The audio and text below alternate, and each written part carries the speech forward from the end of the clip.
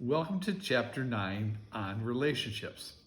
All right, so I'm not a relationship expert. Believe me, I'm not good at relationships, so we're just going to go through this together.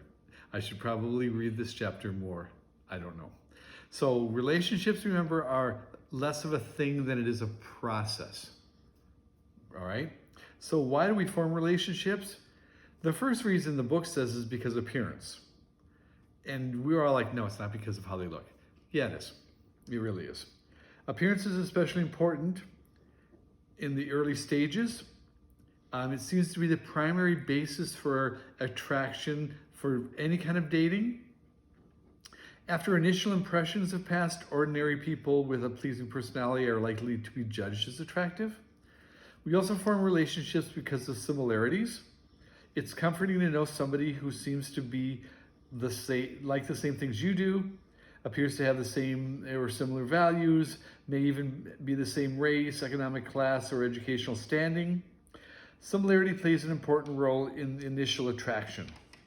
Research says that when you're deciding if you like somebody, often leads to the perception of similarity rather than the other way around. And similarities are validating, because if you have somebody who you like and they like the same things you do, then that kind of validates you. Also, when someone is similar to you, you can make fairly accurate predictions about what the person's going to want to do or where they're going to want to eat. You also pick people that are complementary, right? Differences strengthen a relationship when they're complementary, when the partner's characteristic satisfies the other's needs. Relationships work well when the partners agree on the one's going to be in control of a certain area, like the money, the other one's going to be in control of a different area, like how to decorate or whatever. And you also do it for rewards. There's a mathematical theory in here that says rewards minus cost equal outcome. So rewards could be anything, monetarily kind of things, friendships, groups, jobs, anything like that. Costs are undesirable outcomes, unpleasant work conditions, pain, and then the outcome. So sometimes people are in a relationship and they have rewards, and they have to look at the cost of them to see what the outcome is. So if you're in a great relationship, but the person drinks too much, you're gonna have to weigh on whether or not that cost is gonna be worth changing the outcome. You know, if they just drink too much on Friday night, then it's just like, okay, the rewards are much better than the cost. Things are gonna stay the same. But all of a sudden they start drinking every night, drinking too much every night. Well, then that changed the cost. The rewards might not seem as much, and that will change the outcome to the relationship. So if you're in a relationship right now where the costs seem high, look at the rewards, look at the cost, see what you're going to do. We also look at relationships for somebody who's competent. We like to have talented people around us, maybe because we hope that their skills are going to rub off on us, right? We also have relationships where we have relationships with people who are close to us, proximity-wise. You know, oftentimes people will date people from church or from work or from school or from class or something, because that's who you kind of get to know. And then the other reason is disclosure. The basis of some attraction comes from learning about how we are similar or in our attitudes with others. Self-disclosure also increases liking because it indicates regard. When somebody tells you things, then you feel depth of likeness with them.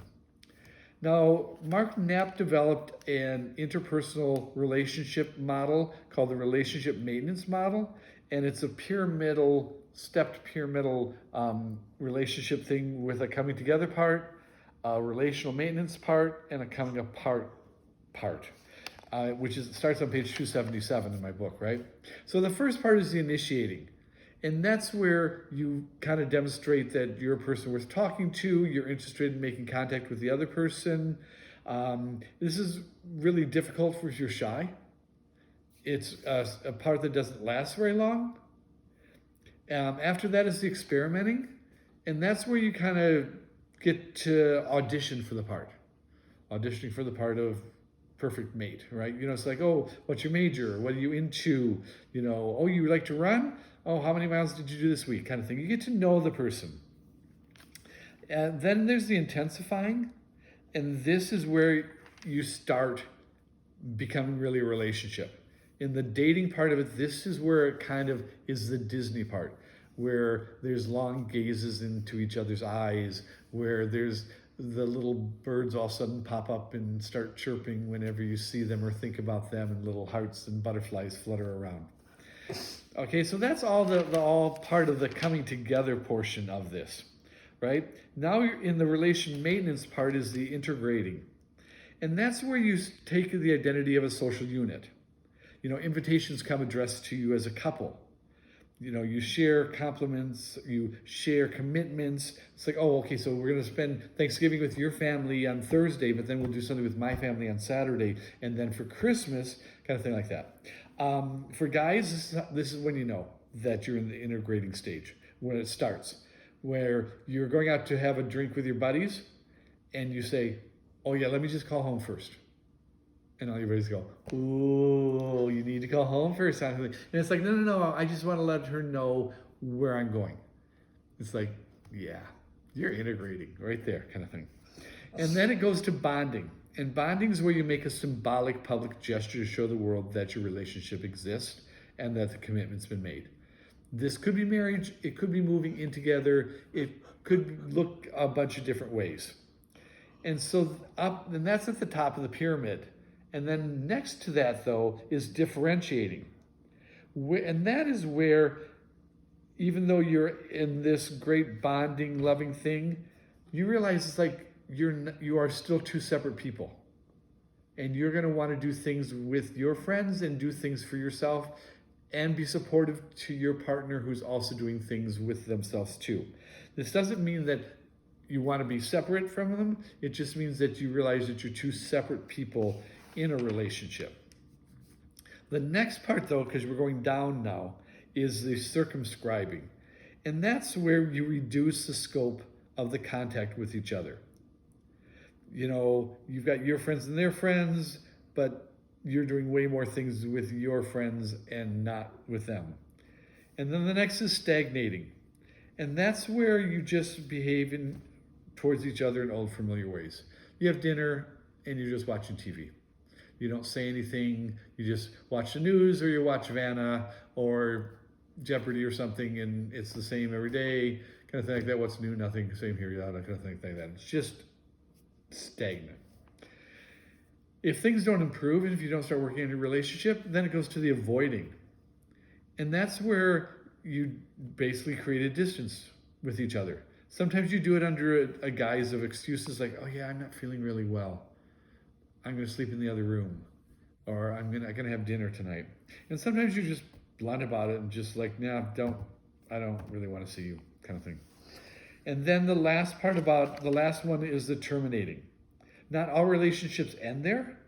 Many partnerships, friendships, marriages last a lifetime once they're established, and they just keep kind of going through this top section of it where you're integrating, bonding, differentiating, kind of thing like that. And that's where hopefully your relationships will be. But if you don't take care of them, then they go down into the terminating. That can be a summary dialogue. It can be a post-it note. It can be a cordial dinner. It can be a phone call, a text, a legal document arriving. All those things could be the termination. So Knapp's model kind of offers an insight of what a whole relationship from start to finish would look like, but not all relationships finish. Remember, they just keep in there. There are also other ways to look at relationships, and there's the dialectical perspectives, where you look at conflicts that arise and how you deal with them. So when you're in a relationship, there's a part of you that wants to integrate, and there's a part of you that wants a separation. Because nobody's an island, but you also don't want to be smothered, right? So if you think of porcupines, okay, those are little things with those little quills, right? So they huddle together for warmth, but their sharp quills prick each other, so they pull away, but then they get cold. So they keep adjusting and trying to get close, and so they don't freeze, but they also don't want to get pricked by their fellow porcupines. So our relationships are like that. We're kind of like trying to be close enough with each other, but we also want a separation too. And the extremes of this is, we barely spend any time together, to I feel trapped, I feel smothered. So there's a in between there. There's stability versus change. The predictable versus novelty, kind of thing like that. If somebody's too stable, too predictable, it's boring. If there's too much change, too much novelty, then it's craziness. So you need to have a middle ground for that.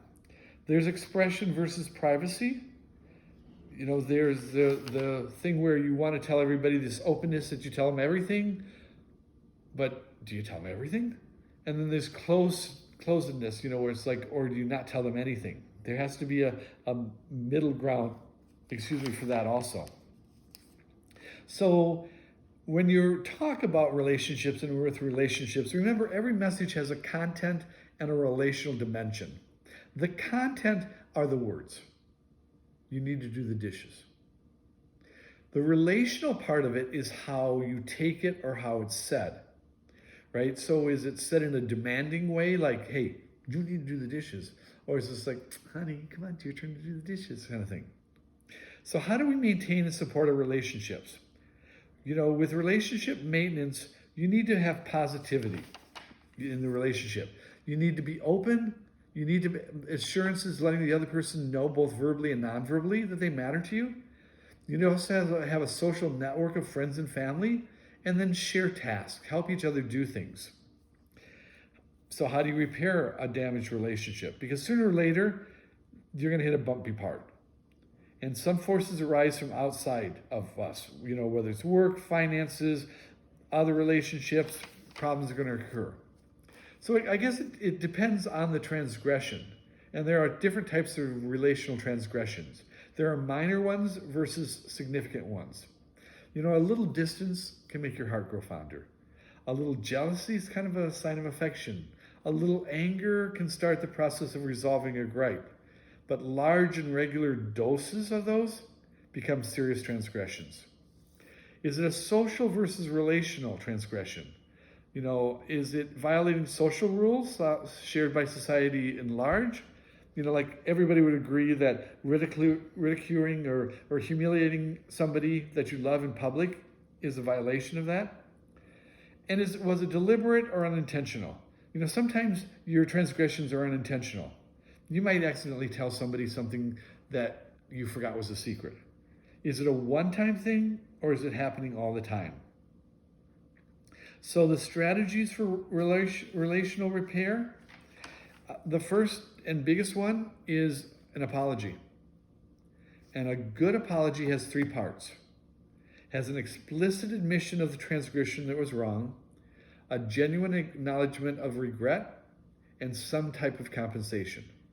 So I acted like a selfish jerk.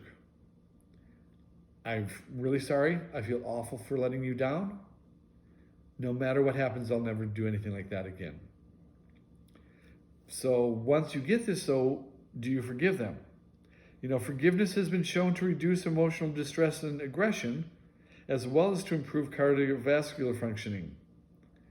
But even with a sincere apology, forgiving can be difficult. So with this chapter, you have to realize that even though you've read it and you're thinking about your own relationships and what's going on, this doesn't make you a relationship expert, right? You can't go after reading this chapter and go, okay, we're stagnating. And if you don't straighten up, we're going to go in the next step, which is avoiding it, and it's not a good thing, right? And there's been 3 relational transgressions, and I haven't heard a good apology from you yet, right? Take this all with a grain of salt. If you're having issues, realize that you can work them out, and think about what you can do and what your partner can do, and maybe share that with them. Have a good day.